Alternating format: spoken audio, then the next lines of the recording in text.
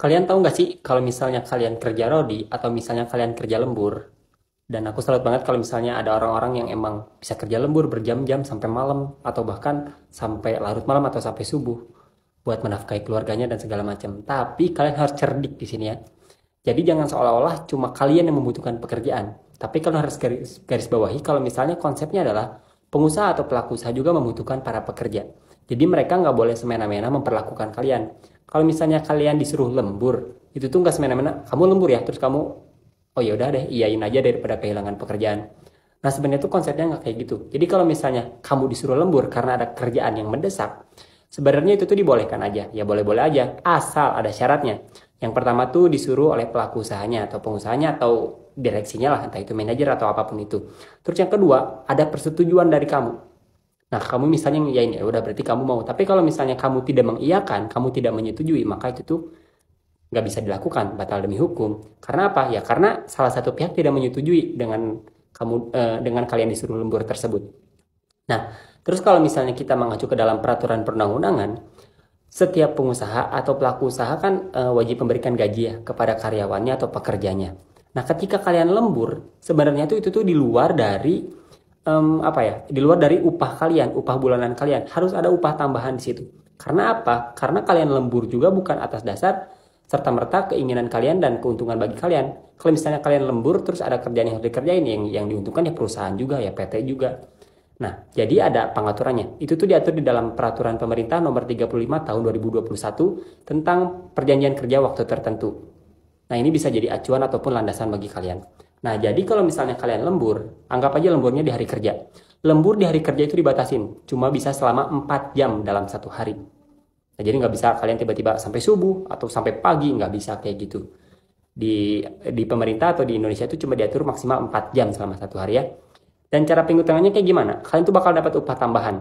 Nah, cara perhitungannya adalah jam pertama. Misalnya kalian pulang jam 4. Jam pertama kalau kalian misalnya lembur sampai jam 5, itu tuh per jam kalian dapat 1,5 kali dari upah per jam.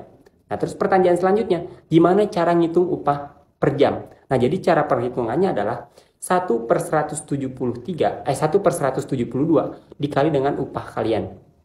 Nah, itu jadi upah sejam. Aku asumsikan di sini misalnya upah sebulan kalian adalah 5 juta rupiah.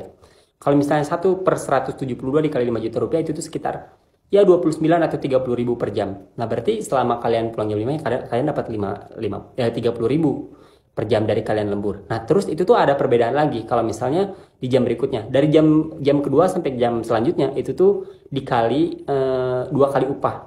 2 kali upah sejam.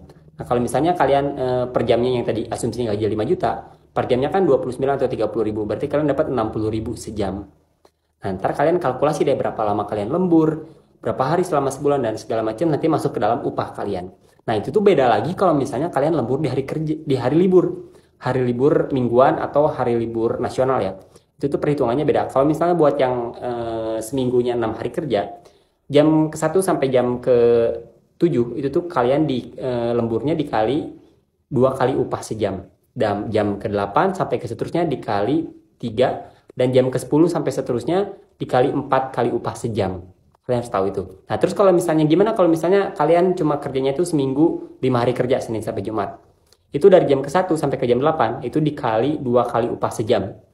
Jam ke 8 sampai ke 10 dikali 3 kali upah sejam dan jam ke 11 sampai ke selanjutnya itu tuh dikali 4 kali upah sejam.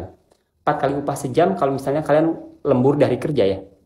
Berarti kalau misalnya asumsinya gajinya 5 juta, per jamnya 30 ribu, berarti kalian tuh dikali 4 dapat 120 ribu sejam. Kalau misalnya kalian selama hari libur, anggapnya hari Minggu, kalian kerja dari jam 8 sampai jam 12, berarti ada 4 jam. Ya udah 120 ribu dikali 4, 480 ribu. Seharusnya tuh kalian dapat hak itu.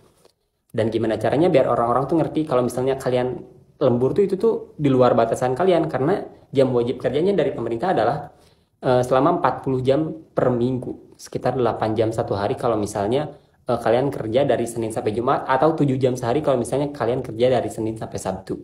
Jadi kayak gitu teman-teman, aku harap sih semua orang bakal ngerti dengan konsep ini dan gak semena-mena buat memperkerjakan karyawannya. Jadi pengusahanya untung, karyawannya babak belur di bawah. Gitu teman-teman, terima kasih.